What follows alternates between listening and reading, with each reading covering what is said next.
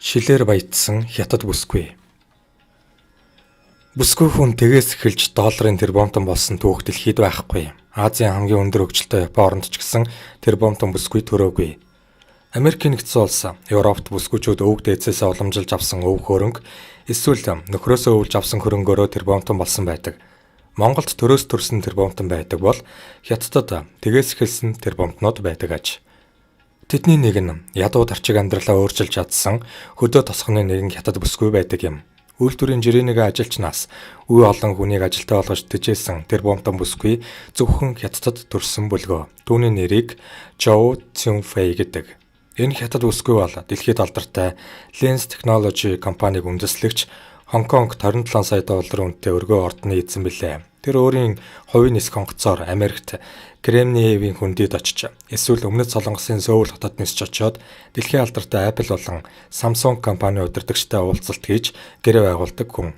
Тэрээр бүгд найрамдах Хятад ард улсын дарга Си Жинпинийг өөрийн компани байрандаа хүлээн авч уулзж байсан хүн.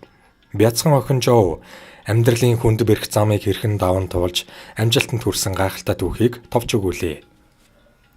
1970 онд Хятадын төв нутгийн Хунань хэмээх мужийн бөглөө тосгоны ядуу гэрүүлд нэгэн охин мэндэлжээ. Тэр охины нэрийг Жоу гэдэг. Бяцхан Жоу охины ээж нь түүнийг 5 настай байхад нь гэнэт нас барж охин хагас өнчин хоцров.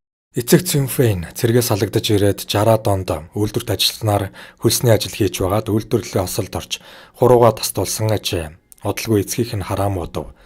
Бараг сохорсон эцэг нь 2 охин, 1 хүүгээ өсгөхийн тулд хамаг хүчээд ажиллаж, чадан ядан ажиллаж үл залгуулж байлаа.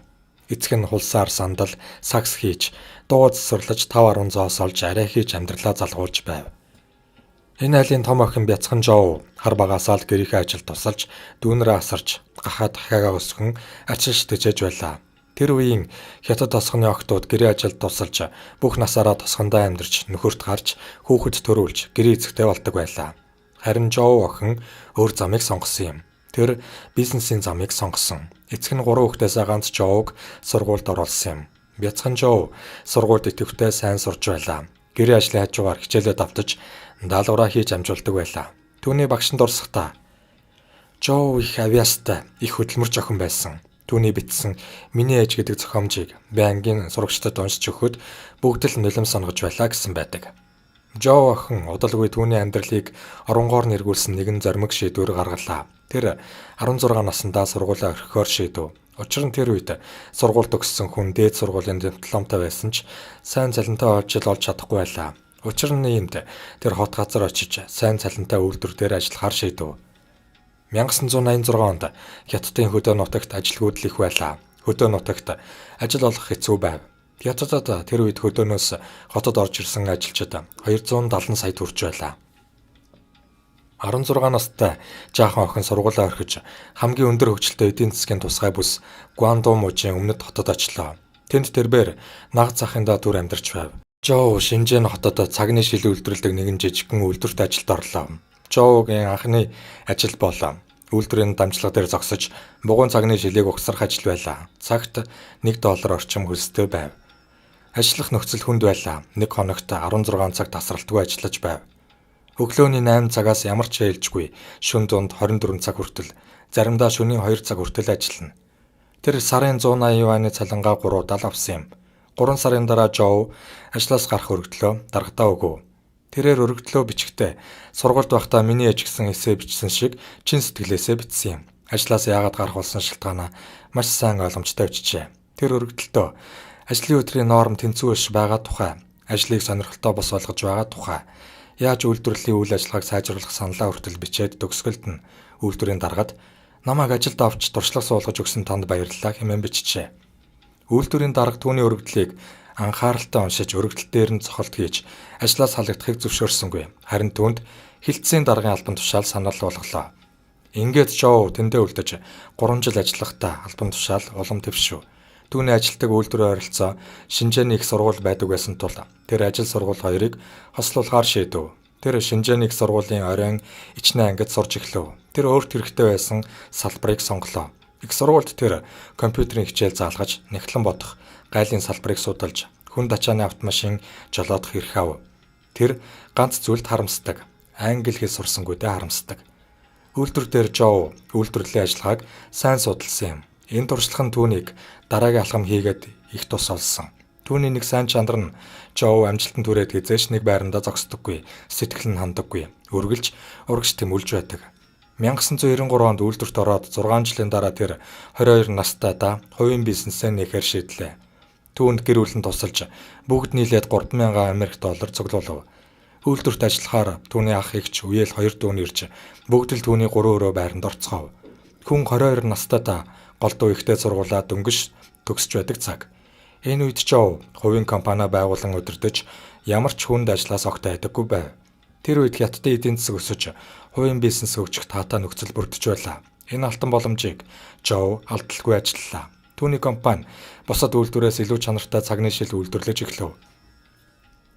Тэр энэ хэдэн жилд нийтдээ 11 хувийн үйлдвэр байгуулсан боловч бүгд дампуурав. Тэр ажилчдынхаа цалин өгөхийн тулд 2 удаа хувийн байшингаа хүртэл зарлаа. Гэвч Жоо бүсгүй, бэрхшээлийн өмнө сүгдэн бууж өгсөнгүй, бизнесээ ч орхисонгүй. Удалгүй Жоо бүсгүй, мобайл утасны дэлгэс нийлүүлэх ашигтай гэрээг дотоодын том компани болон гадаадын томоохон компанитай байгуулж чадлаа. Түүний шин захиалагч бол Хятадын телевизээр техник үйлдвэрлэдэг TCL Corporation хэмээх том компани байлаа. Энэ чухал гэрээг тэр 2001 онд байгуулсан юм. 2006 онд Жоо өөрийн төрсөн нутаг Хунааны Сянсан хотод хувийн үйлдвэрээ нээж компани Lens Technological Limited хэмээн нэрлэлээ.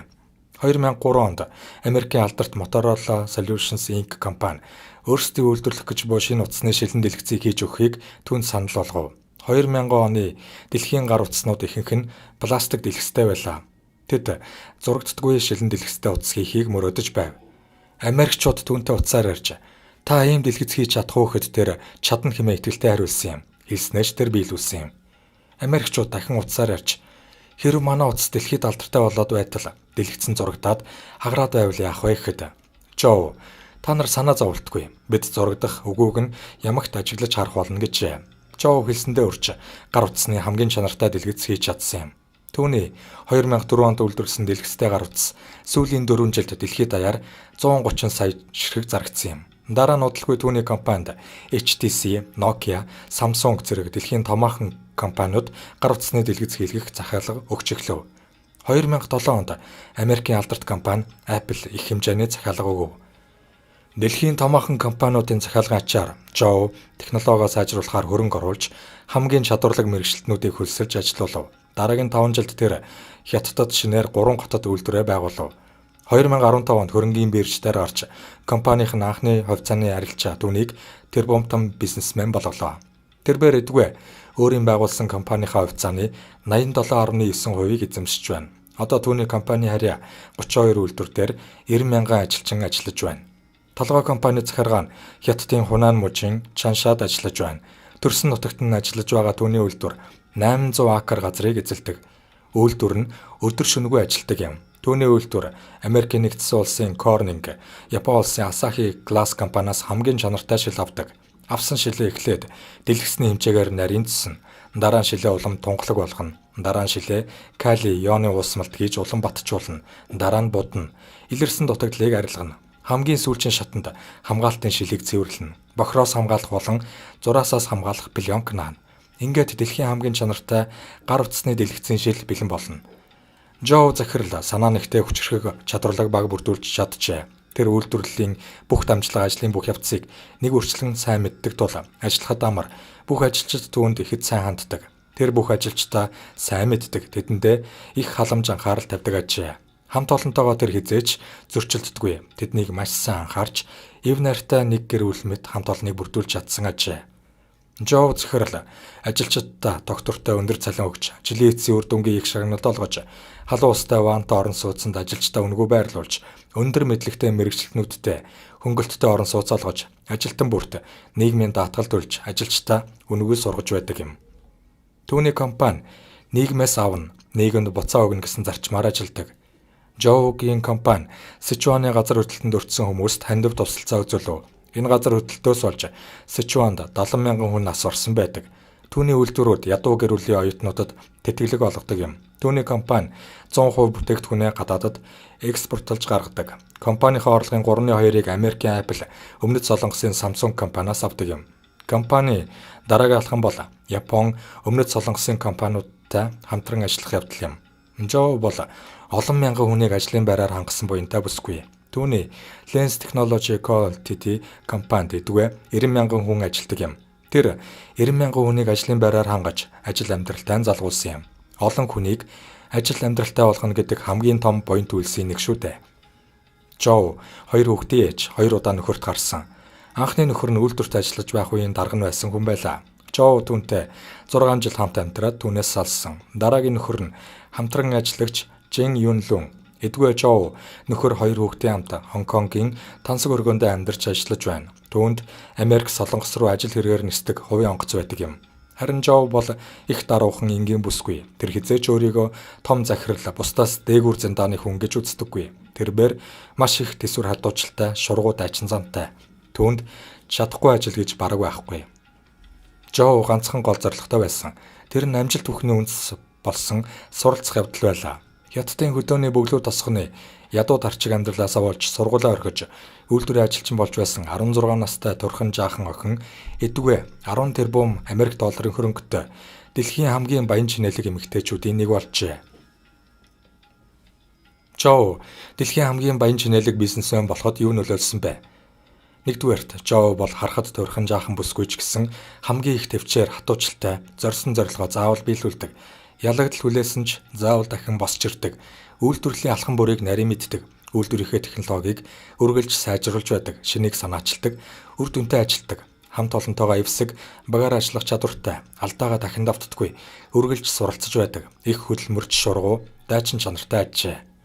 Хоёрдугаарт Хятад орны эдийн засаг 20 дугаар зууны 80-аад оноос эхэлж дэлхийн хэмжээнд хамгийн том болтлоо өсөж хувийн бизнес хөгжих таатай орчин болж буй. Эдгээр 2022 оны байдлаар Хятадд 1100 гаруй долларын тэрбумтан, дэлхийд нийтдээ 3400 долларын тэрбумтан байдаг. Төржээ.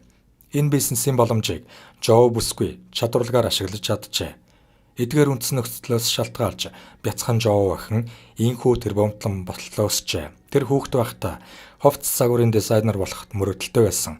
Дараа нь сайн бизнесмен болох мөрөөдөлтэй байсан.